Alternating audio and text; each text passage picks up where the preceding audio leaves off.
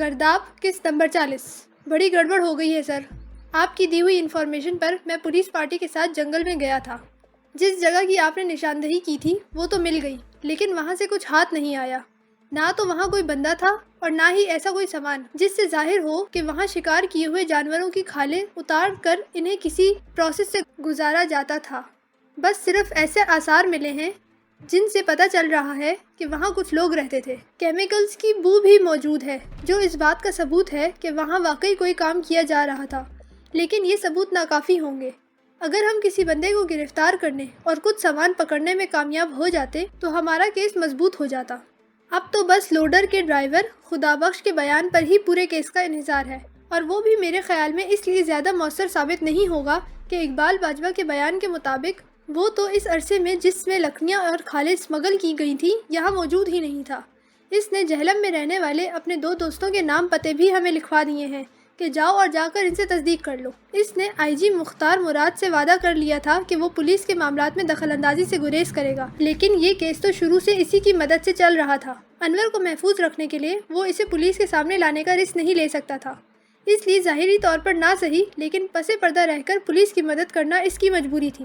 مال پکڑے جانے کے بعد اس نے انور کی یہ ڈیوٹی لگا دی تھی کہ وہ کسی طرح کھوج لگائے کہ جانوروں کی کھالوں کو محفوظ کرنے کا کام کہاں کیا جا رہا ہے۔ انور کو اس کام میں کافی وقت لگ گیا تھا۔ اس دوران آئی جی صاحب کے حکم پر انہیں مجبوراً کیس عدالت میں لے جانا پڑا تھا، اور کل اس کیس کی پہلی پیشی ہونے والی تھی کیونکہ گرفتار ملزم نے اقبال باجوہ کا نام لیا تھا، اسی لیے اسے بھی عدالت سے وارنٹ لے کر گرفتار کر لیا گیا تھا۔ انور کی طرف سے کام کی اطلاع باجوہ کی گرفتاری کے بعد ہی ملی تھی، اور اس اطلاع پر پولیس متحرک بھی ہو گئی تھی۔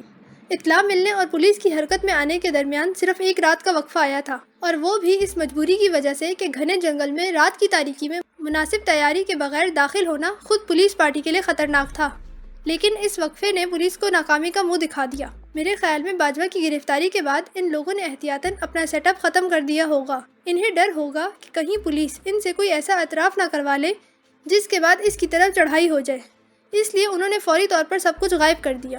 اس نے ڈی ایس پی منظور کی پوری بات سننے کے بعد خیال ظاہر کیا، مگر اتنے اچانک اقبال باجوہ گرفتار ہوگا اس بات کا تو انہیں پہلے ہی اندازہ ہوگا۔ اس کی وجہ سے پول کھل جانے کا انہیں اندیشہ تھا، تو یہ ساری کارروائی پہلے ہی ہو جانی چاہیے تھی، جبکہ آپ کے انفارمر کی اطلاع سے ظاہر ہے کہ کل تک سب کچھ موجود تھا، پھر اتنی تیزی سے انہوں نے جگہ کیسے خالی کر دی؟ ہم باجوہ سے سب کچھ اگلوانے میں کامیاب ہوتے بھی اس وقت جب عدالت سے اس کا جسمانی ریمانڈ لینے کی اجازت مل جاتی، یعنی مجرموں کے پاس اپنی جگہ خالی کرنے کے لیے کافی وقت تھا۔ جبکہ انہوں نے جس طرح راتوں رات کارروائی کی ہے، اس سے تو یہی ظاہر ہو رہا ہے کہ وہ لوگ کسی طرح پولیس کی ریڈ سے واقف تھے۔ ڈی ایس پی نے ایک تنقیدی نقطہ پیش کیا جس پر وہ سوچ میں پڑ گیا، اور جو پہلی بات ذہن میں آئی وہ یہی تھی کہ کہیں انور تو کسی کے ہتھے نہیں چڑھ گیا۔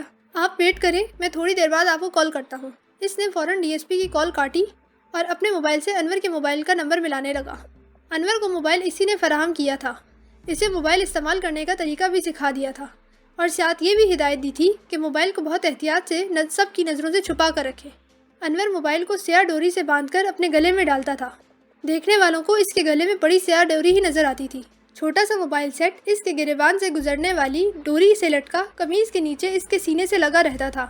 موبائل پر آنے والی کال کا احساس اسے اس کی وائبریشن سے ہوتا تھا، جو موبائل کے وائبریٹ کرنے پر اسے اپنے سینے پہ محسوس ہوتی تھی۔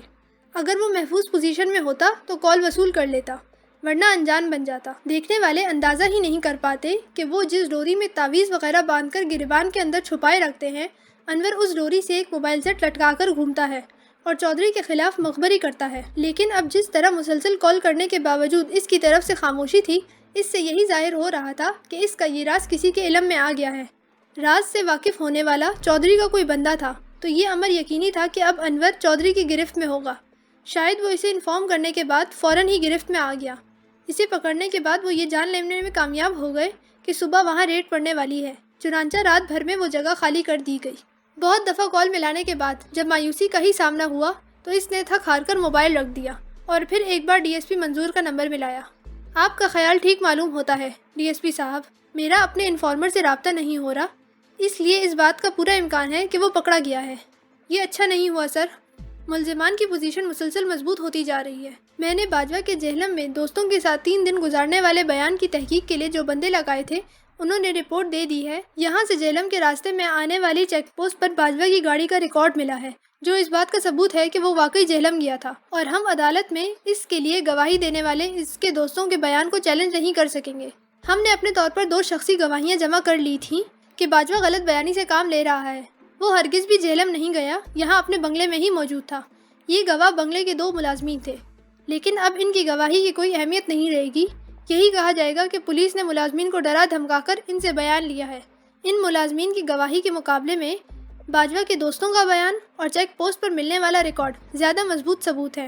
ہمیں ان ثبوتوں کے سامنے ہار ماننی پڑے گی۔ ڈی ایس پی کے لہجے میں کافی مایوسی تھی۔ اس کیس پر کام کرتے ہوئے وہ جتنا پرجوش تھا، اب مسلسل ناکامیوں کا سامنا کرنا پڑ رہا تھا۔ وہ عرصے سے پولیس میں تھا اور جانتا تھا کہ ایسے ثبوت کس طرح بنائے جاتے ہیں۔ باجوہ کی پشت پناہی ایس پی صاحب کر رہے تھے، اس لیے اس کے لیے ایسے ثبوت حاصل کرنا کوئی مشکل کام نہیں تھا۔ آپ اتنے مایوس نہ ہوں، ہمارے پاس خدا بخش کی صورت میں ایک اہم گواہ موجود تو ہے۔ اس کے بیان سے عدالت ضرور متاثر ہوگی۔ پھر باجوہ کو اس بات کا جواب دینا پڑے گا کہ جنگل میں موجود کھو کس کے استعمال میں تھی اور وہ کیوں اس سے لا علم رہا۔ میں کم از کم اس شخص کو معطل تو ضرور ہی کروا کر رہوں گا۔ آپ پریشان نہ ہوں، کل کی عدالتی کارروائی کے لیے تیار رہیں۔ حالات واقعی اس کے مخالف تھے، لیکن وہ پھر بھی ہار نہیں ماننا چاہتا تھا، اس لیے ڈی ایس پی کو سمجھانے لگا۔ اس وقت وہی تھا جو اس کے لیے عملی طور پر کام کر رہا تھا، اس لیے اس کا حوصلہ بلند رکھنا ضروری تھا۔ میں نے کچھ نہیں کیا جی، مجھے تو کچھ معلوم ہی نہیں۔ میں تو اس روز سویرے اپنے پنڈ سے گدھا گاڑی پر سبزی لے کر نکلا تھا کہ پاس کے شہر میں بیچ دوں گا۔ پولیس نے مجھ غریب کو اچانک گھیر لیا، پھر مجھے اپنے ساتھ جانے کدھر لے گئے۔ میں اتنے دنوں سے ان کی قید میں تھا۔ پولیس والوں نے مجھے بہت مارا پیٹا، کہنے لگے بیان دو کہ تم اس لوڈر کے ڈرائیور ہو جس پر لکڑی اور کھالیں ادھر سے ادھر کی جا رہی تھیں۔ شروع میں نے ان کی گل ماننے سے انکار کر دیا، پر پولیس کی مار کے آگے میں غریب آدمی کب تک ٹھہرتا۔ میں راضی ہو گیا کہ جو تم لوگ کہتے ہو میں مان لیتا ہوں۔ مجھ چٹے ان پڑھ آدمی سے انہوں نے ایک کاغذ پر انگوٹھا لگوا لیا۔ میں سچ کہہ رہا ہوں سرکار، میں بے قصور ہوں، میں نے کوئی جرم نہیں کیا۔ لوڈر ڈرائیور جس کی گواہی پر اس کیس کا انحصار تھا، عدالت میں بیان دیتے ہوئے قطعی بدل گیا۔ حالانکہ اس سے قبل وہ وعدہ معاف گواہ کے طور پر عدالت کے سامنے سچ بولنے پر راضی تھا، مگر اب اس کے بدلے ہوئے بیان نے صورتحال بالکل بدل کر رکھ دی۔ اس بیان نے کمرے عدالت میں سنسنی سی پھیلا دی تھی۔ ڈی ایس پی منظور بے بسی کے عالم میں کٹہرے میں میسنی سی شکل بنا کر کھڑے لوڈر کے ڈرائیور کو گھور رہا تھا۔ عدالت میں پیش ہونے کے بعد بیان بدل لینا اکثر مجرموں کا وتیرہ ہوتا ہے، لیکن اس شخص کے بیان بدل لینے کا مطلب تھا کیس کا بے حد کمزور ہو جانا۔ گواہ نے اپنا بیان بدل لیا ہے جناب، ورنہ سچ یہ ہے کہ پولیس نے اسمگلنگ کی کوشش کو ناکام بناتے ہوئے جن 2 لوڈرز کو پکڑا تھا، ان میں سے ایک لوڈر میں یہ سوار تھا۔ اس نے اپنے دیگر ساتھیوں کے ساتھ مل کر پولیس کے خلاف مزاحمت بھی کی تھی۔ ملزم کے قبضے سے ملنے والے ہتھیار پر اور لوڈرز کے اندر سے جا بجا ان کی انگلیوں کے نشانات ملے ہیں، اور یہ نشانات پولیس ریکارڈ میں موجود تھے۔ چنانچہ میں فاضل عدالت سے درخواست کرتا ہوں کہ اس شخص کو مزید 1 ہفتے کے ریمانڈ پر پولیس کی کسٹڈی میں دے دیا جائے تاکہ اس سے حقیقت اگلوائی جائے۔ اس موقع پر سرکاری وکیل نے مداخلت کرتے ہوئے درخواست کی، یہ ظلم ہے سرکار، پولیس والوں نے زبردستی مجھے ہتھیار پکڑائے تھے اور لوڈر میں بھی یہ خود مجھے لے کر گئے تھے۔ آپ مجھے ان کے حوالے کر دیں گے تو یہ مجھ پر اور ظلم کریں گے۔ لوڈر کا ڈرائیور چیخا۔ عدالت ملزم کو 4 دن کے ریمانڈ پر پولیس کسٹڈی میں دیتی ہے۔ سرکاری وکیل کے پاس اگر مزید کوئی گواہ ہیں تو اسے عدالت میں پیش کریں۔ اس شخص کے واویلے پر کان دھرے بغیر جج نے اپنا فیصلہ سنایا اور سرکاری وکیل کو حکم دیا۔ شکریہ یور آنر، مجھے مزید کوئی گواہ پیش نہیں کرنا۔ وکیل صفائی اپنے گواہان کو پیش کر سکتے ہیں۔ سرکاری وکیل پیچھے ہٹ گیا۔ ملزمان کے کٹہرے میں کھڑے اقبال باجوہ نے اس صورتحال کو انجوائے کیا۔ عدالت میں یہ کیس پیش کرتے ہوئے ڈی ایس پی منظور نے جو بیان دیا تھا، اس میں اسی لوڈر ڈرائیور کے بیان کی بنیاد پر اسے مورد الزام ٹھہرایا گیا تھا۔ اس کے علاوہ جنگل میں دریافت ہونے والی مشکوک کھو کا بھی حوالہ دیا گیا تھا، مگر سب سے زیادہ اہمیت اس گواہ کی تھی، اور جب وہ مکر گیا تو اس کا مطلب پولیس بے بس تھی۔ کم از کم اب پولیس کے لیے اسے مزید اپنی حراست میں رکھنا ناممکن تھا۔ اس کا وکیل آج ہی عدالت سے اس کی ضمانت کروانے میں کامیاب ہو جائے گا۔ گواہ نے اپنا بیان کیسے بدلا ہوگا، یہ بات وہ سمجھ سکتا تھا۔ اس کے سامنے چودھری اور ایس پی نے کوئی ایسی چال چلی ہوگی کہ گرفتار ملزم کو وعدہ معاف گواہ بنانے کی گئی پولیس کی ساری محنت بیکار چلی گئی۔ وہ جو عدالت میں پیش ہوتے ہوئے تھوڑا سا گھبرایا ہوا تھا، اب بالکل مطمئن تھا۔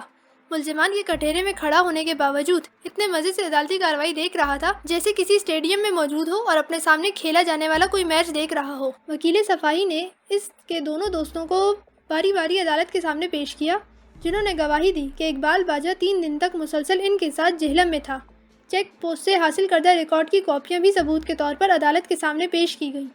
ان گواہوں اور ثبوت کے بعد صورتحال یوں ہو گئی کہ بے شک اقبال باجوہ بطور فارسٹ آفیسر اپنے فرائض سے کوتاہی کا مرتکب ہوا تھا، جنگل میں جاری سرگرمیوں سے اسے واقف ہونا چاہیے تھا، لیکن اس کے براہ راست کسی جرم میں شریک ہونے کے شواہد موجود نہیں تھے، اس لیے عدالت نے اس کی درخواست ضمانت منظور کر لی۔ عدالت کے اس فیصلے پر اقبال باجوہ کا چہرہ کھل اٹھا۔ اسے یقین تھا کہ ضمانت کی طرح اسے جلد ہی کیس سے باعزت بری ہونے کی خوشخبری بھی سننے کو مل جائے گی۔ جیسے ہی جج نے دونوں طرف کے افراد کو اگلی پیشی پر عدالت میں حاضر ہونے کا حکم دے کر عدالت برخاست کی، کمرے عدالت میں موجود چودھری افتخار گلاب کے پھولوں کا ایک موٹا سا ہار لے کر اس کے قریب پہنچ گیا اور ہار اس کے گلے میں ڈال کر گرم جوشی سے اسے مبارکباد دیتے ہوئے اس سے مصافحہ کیا۔ اقبال باجوہ خود بھی ایسے خوش تھا جیسے واقعی بے قصور ہو۔ جہلم سے گواہی کے لیے آئے ہوئے اس کے دوست بھی اس کے قریب پہنچ چکے تھے۔ ان سے مبارکبادیں وصول کرنے کے بعد وہ صحافی کے سوالوں کے جوابات دے رہا تھا جو اس کیس پر اس کے موقف جاننے کے خواہشمند تھے۔ اس تماشے سے بے نیاز بنے پولیس اہلکار لوڈر ڈرائیور کو اپنے گھیرے میں لیے عدالت سے باہر نکل گئے۔ 4 قدموں کے فاصلے پر پولیس وین کھڑی تھی جس میں اس شخص کو لے جایا جانا تھا۔ اس سے قبل کہ یہ 4 قدموں کا فاصلہ طے ہوتا، فضا میں ایک فائر کی آواز گونجی۔ پولیس کے گھیرے میں موجود لوڈر ڈرائیور نیچے گر گیا، نیچے گر کر تڑپنے لگا۔ اس صورتحال پر یکدم بھگدڑ مچ گئی۔ کچھ پولیس والے یہ کھوج لگانے کے لیے بھاگے کہ فائر کس طرف سے کیا گیا، اور کچھ فرش پر تڑپتے ہوئے زخمی کی طرف متوجہ ہو گئے۔ گولی اس کے سر میں لگی تھی اور کھوپڑی کا حصہ اڑ جانے کے باعث دماغ باہر نکل آیا تھا۔ صاف ظاہر تھا وہ کچھ لمحوں کا مہمان ہے۔ پھر بھی رسمی کارروائی پوری کرنے کے لیے اسے ہسپتال لے جانے کی تگدو کی جانے لگی۔ جس وقت اسے زمین سے اٹھا کر ایمبولینس میں منتقل کیا گیا، وہ اپنی آخری سانس لے چکا تھا۔ غریب کو ہسپتال پہنچنے کی بھی مہلت نہیں مل سکی۔ مل بھی جاتی تو کیا ہوتا، وہاں موجود واحد سرکاری ہسپتال میں اتنی سہولیات تھی ہی نہیں کہ اتنے شدید زخمی کی جان بچانے کے لیے کچھ کیا جاتا۔ مان گئے بھائی، کیا خوب انتظام کیا آپ لوگوں نے۔ وہ بیچارہ ڈی ایس پی تو حسرت سے مجھے دیکھتا ہی رہ گیا کہ میں کتنے آرام سے ضمانت پر رہا ہو کر اس کے ہاتھ سے نکل گیا۔ اسے تو گمان بھی نہیں ہوگا کہ گواہ عدالت میں آ کر یوں بیان بدل لے گا۔ اقبال باجوہ نے کسی بچے کی طرح کلکاری مارتے ہوئے کہا، ہاتھ میں تھامے جام کا ایک بڑا سا گھونٹ بھرا۔ جہلم سے اس کے خاطر گواہی دینے آنے والے دونوں دوست اس کے کاروباری حلقے سے تعلق رکھتے تھے۔ وہ اس کے 1-2 دن رک جانے کی دعوت پر اپنی کاروباری مصروفیات کی وجہ سے رکنے کے لیے راضی نہیں ہوئے اور واپس جہلم لوٹ گئے۔ وہ انہیں رخصت کر کے فارغ ہوا تو چودھری افتخار کی طرف سے پیغام ملا کہ حویلی پہنچ جاؤ۔ وہ فوراً وہاں پہنچ گیا۔ اب وہ تینوں جھاگ اڑاتی شیمپنگ کے ساتھ اپنی فتح کا جشن منا رہے تھے۔ ویسے اس نے اپنا بیان بدلا کیسے؟ مجھے یقین ہے اس کے پیچھے آپ ہی کی مہربانی ہوگی۔ اب اس کا مخاطب ایس پی معظم تھا۔ معظم تارڑ اس کے اس اندازے پر ہنسا اور پھر ایک آنکھ دباتے ہوئے بولا، ماشاءاللہ آپ بہت سمجھدار ہو۔ ہم کیا اور ہماری مہربانی کیا، بس ذرا سا حق دوستی نبھانے کی کوشش کی ہے۔ بس اس بندے کے عدالت روانہ ہوتے ہوئے اسے اتنا پیغام بھجوا دیا کہ باجوہ صاحب پر ہلکی سی آنچ آئی تو تیرا گھر بیوی بچوں سمیت جل کر بھسم ہو جائے گا۔ بندہ سمجھدار تھا، کیا بولنا چاہیے خود ہی سمجھ گیا، پر آپ لوگوں نے تو اس کا سمجھداری دکھانے والا بھیجا ہی نکال کر باہر کر دیا۔ وہ اس بات کی سزا تھی کہ اس بھیجے میں ہم سے غداری کرنے کا خیال آیا ہی کیسے۔ غداروں کا انجام عبرتناک ہی ہوتا ہے۔ وہ انور بھی ہمیں ہاتھ دکھانے کی کوشش کر رہا تھا، حرام زادے اے سی کا جاسوس بنا ہوا تھا۔ وہ تو اچھا ہوا میں نے پہلے ہی بالے کو اس کام پر لگا دیا کہ اپنے بیچ موجود نمک حرام کو ڈھونڈ نکال۔ بالے نے بھی عین اس وقت اس کو چھاپا جب وہ چھپ کر مخبریاں کر رہا تھا۔ حال دیکھو اس کا، ڈھنگ سے کھانے پینے کو نہیں ملتا، گلے میں موبائل لٹکا کر پھر رہا تھا۔ بالا موبائل سمیت اسے پکڑ کر منشی کے پاس لے گیا۔ منشی نے اسے سب کچھ اگلوا لیا کہ کدھر سے موبائل آیا، کس کے لیے اور ان سے کون کون سی مخبریاں کی۔ منشی نے بڑی تڑی سے گل کی اس انورے سے، کہتا تھا تمہاری وجہ سے میری بیوی بچے کی جان گئی، میں اس واسطے تم سب کی جان مشکل میں ڈالنے کے لیے اے سی سے مل گیا۔ اس کے کہنے پر میں نے تمہیں جنگل میں درخت کاٹنے پر اپنی ڈیوٹی لگانے کو کہا۔ منشی کا یہ سن کر متھا گھوم گیا۔ ایسی کٹ لگائی اس نمک حرامی پر کہ اپنی جگہ سے ہلنے والا نہیں رہا، ڈیرے پر اپنی موت کے انتظار میں پڑا ہوا ہے۔ میں نے بھی کہا کہ پڑا رہنے دو، پہلے میں ضروری کاموں سے نمٹ لوں پھر اس کا فیصلہ کروں گا۔ چودھری افتخار کا لہجہ یہ سب بتاتے ہوئے بےحد سنگین تھا۔ آپ نے اچھا کیا چودھری صاحب، غداروں کو واقعی عبرتناک سزا ملنی چاہیے تاکہ پھر کسی میں غداری کی جرت پیدا نہ ہو۔ ایس پی نے اس کے فیصلے کی تائید کی۔ غداری کا انجام سب جانتے ہیں، اس لیے ہمارے تابعدار رہتے ہیں، مگر کبھی کبھی ان کے دماغ پھر بھی جاتا ہے، اور جن کا دماغ پھر جائے انہیں تو ہم بد دماغی دکھانے کے لیے زندہ ہی نہیں چھوڑتے۔ باقیوں کو بھی نصیحت ہو جاتی ہے کہ ایسی کوئی گل سوچنی بھی نہیں ہے۔ لوڈر کے ڈرائیور کا انجام تو سب ہی دیکھ چکے ہیں، اب انورے کا بھی دیکھ لیں گے۔ ویسے ڈرائیور کا ہم نے یوں بھی ہر حال میں کام تمام کرنا تھا، وہ پولیس کی نظروں میں آ گیا تھا۔ خواہ خواہ اس کے ذریعے پولیس ہمیں تنگ کرنے کی کوشش کرتی رہتی۔ اب تو یہ ہے کہ جب بانس ہی نہیں رہے گا تو بانسری کدھر سے بجے گی۔ آپ پر پولیس نے جو کیس بنایا تھا اس میں تو سمجھ لیں کہ وہ دم ہی نہیں رہا۔ ڈرائیور کے بیان بدلنے پر لوگ پہلے ہی بوکھلائے ہوئے تھے۔ सोचा होगा दोबारा इस पर काम करेंगे और अदालत में अपनी मर्जी का बयान दिलवाएंगे, लेकिन अब तो इनकी सारी उम्मीदों पर ओस पड़ गई। वो दौरान गुफ्तगू कई जाम खाली कर चुके थे। नशे के बायस इसकी सुर्ख पड़ जाने वाली आंखों पर किसी कबूतर की आंखों का गुमान हो रहा था। चेहरे पर हर वक्त छाई रहने वाली सख्ती के साथ ये सुर्ख आंखें इसे बहुत खौफनाक बना रही थीं। बाजवा साहब की ज़मानत की खुशी में मैंने आप लोगों को जो दावत दी है, इस दावत का असल लुत्फ़ लेने के लिए आप दोनों को मेरे साथ डेरे पर चलना होगा। डेरे पर चलकर आपको सही मानों में अंदाज़ा होगा कि हम दुश्मनों के कैसे दुश्मन और दोस्तों के लिए कैसे दोस्त हैं। इसके अंदाज से जाहिर हो रहा था कि अब वो मज़ीद शराब नोशी का इरादा तर्क कर चुका है और फौरी तौर पर डेरे के लिए रवाना होना चाहता है। इन दोनों ने इसके इरादे को समझते हुए जल्दी जल्दी अपने जाम खाली किए और उठ खड़े हुए। अब इनकी मंजिल चौधरी का वो डेरा था जिसे वो अपनी मनपसंद सरगर्मियों के लिए इस्तेमाल करता था। डेरा गांव की आबादी से काफ़ी फासले पर होने की वजह से हर तरह की सरगर्मियों के लिए बिल्कुल महफूज था। गांव वालों को भनक भी नहीं पड़ती कि वहाँ क्या हो रहा है। अगर किसी को थोड़ी भनक पड़ भी जाए तो वो जानबूझकर अनजान बन जाता था। चौधरी के मामलात की तरफ से आंखें और कान बंद रखना इनके हक में बेहतर था। आंखें और कान बंद रहते तो ज़बान के पास बोलने के लिए कुछ रहता ही नहीं। आदमी जब फंसता है अपनी ज़बान की वजह से ही फंसता है, इसलिए ज़रूरी है कि ज़बान बंदी का अच्छी तरह एहतमाम किया जाए। सो गांव वाले इसी असूल पर अमल कर रहे थे। हाँ भाई, क्या हाल है मेरे शेरों का? काम के लिए तैयार है? डेरे पर पहुंचकर वो लोग जैसे ही गाड़ी से उतरे, मुंशी अल्लाह रखा इनके इस्तकबाल के लिए दौड़ा आया। मुंशी के पीछे ही एक बंदा दो कुत्तों की जंजीरें थामे खड़ा हुआ था। कुत्ते जसीम होने के अलावा बहुत खूनखार भी लग रहे थे। इनके अंदाज में ऐसी बेचैनी और खूनख्वारी झलक रही थी कि साफ लगता था कि अगर इनके मुंह पर तस्मों से बांधी चमड़े की कैप नुमा वो शय मौजूद नहीं होती तो वो अपने रखवालों को ही चीर फाड़ कर खा जाते। मुंशी से सवाल करते हुए चौधरी की नज़र इन कुत्तों पर जमी थी। बिल्कुल तैयार है सरकार, बल्कि बेचैन है कि कब इन्हें काम दिखाने का मौका मिले। मुंशी ने इसके सवाल का जवाब दिया। बस फिर तो चल, इन्हें ज़्यादा इंतज़ार करवाना अच्छा नहीं। मेरे लाडले इतनी देर से भूखे हैं तो समझ ले मेरी भी भूख उड़ गई। इनके पेट में कुछ जाएगा तो ही मैं लुकमा तोड़ सकूंगा। इसका अंदाज बेहद मानी खेज था। इकबाल बाजवा और एसपी तारड़ पूरी तरह इस सूरत हाल को समझ नहीं पा रहे थे, लेकिन चौधरी के अंदाज में कुछ ऐसा था जिससे इन्हें अपने जिस्म में झुरझुरी सी दौड़ती महसूस हुई। वो चौधरी के पीछे चलते हुए खामोशी से इसके डेरे में दाखिल हो गए। चौधरी ने डेरे के शान से सजाए गए कमरों के बजाय नीचे तहखाने में जाने वाली सीढ़ियों का रुख किया तो वो भी इनके साथ चल पड़े। मुंशी और कुत्तों की जंजीरें थामे रखवाला भी पीछे पीछे था। तहखाने की फिजा में सीलन की मखसूस बू मगर रोशनी का माकूल इंतज़ाम था। इस रोशनी में वो देख सकते थे कि इस वसी और अरीज़ तहखाने में कई कमरे हैं। शायद ऊपर जितने हिस्से पर कमरे तामीर किए गए थे, नीचे भी उतना ही रकबा इस्तेमाल हुआ था। मुंशी ने आगे बढ़कर एक कमरे का दरवाज़ा खोला तो वो सब इस कमरे में दाखिल हो गए। एक बड़ा हॉल नुमा कमरा था जिसकी दीवार के साथ 3 कुर्सियाँ रखी हुई थीं। इन 3 कुर्सियों के अलावा कमरे में किसी किस्म का फर्नीचर नज़र नहीं आ रहा था। ये तीनों कुर्सियाँ भी शायद इन तीनों के बैठने के लिए ही ख़ास तौर पर वहाँ रखवाई गई थी। चौधरी ने दोनों को इशारा किया तो इसके साथ वो दोनों भी इन कुर्सियों पर बराजमान हो गए। मुंशी अल्लाह रखा इनके साथ नहीं आया था, अलबत्ता कुत्तों का रखवाला इनकी जंजीरें थामे एक कोने में दीवार के साथ टेक लगाए खड़ा था। ज़रा देर बाद मुंशी भी वहाँ आ गया। इसके पीछे 2 आदमी और थे, एक सर्द आंखों वाला खरांड सूरत बाला और दूसरा फ़िलहाल अनवर, जिसे बाला तकरीबन घसीटते हुए वहाँ लाया था। हाँ भाई अनवर, बोल क्या सज़ा दूँ तुझे नमक हरामी की? थर थर काँपते अनवर को चौधरी के सामने पेश किया गया तो इसने सर्द लहजे में इससे सवाल किया। मुझे माफ़ कर दे सरकार, मैं गुस्से में सब कुछ कर बैठा। मेरी घर वाली की हालत बहुत ख़राब थी। मैंने मुंशी जी से कहा कि वो गड्डी पर इसे अस्पताल भिजवाने का बंदोबस्त कर दें। ये ना माने और मेरी घरवाली मर गई तो मुझे बहुत गुस्सा आया।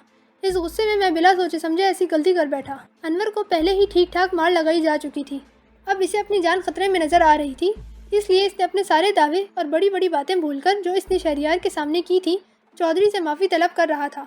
गलती की सज़ा तो बंदे को भुगतना ही पड़ती है, तुझे भी सज़ा ज़रूर मिलेगी, चौधरी ने जवाब दिया। इस बार माफ़ कर दे सरकार, मैं सारी हयाती आपका ग़ुलाम बनकर रहूँगा। गम की वजह से मैं भटक गया, पर अब दोबारा ऐसी गलती नहीं करूँगा। चौधरी के लहजे की सफाकियत से वो अपने अंजाम को भांप रहा था, इसलिए गिड़गिड़ाते हुए इसके कदमों में गिर गया। हम तुझे दोबारा गलती करने के लायक ही नहीं छोड़ेंगे। भटके हुए को रास्ता दिखाना हमें बड़ी अच्छी तरह आता है। तुझ पर हम इस तरह की मेहरबानी ही करने जा रहे हैं।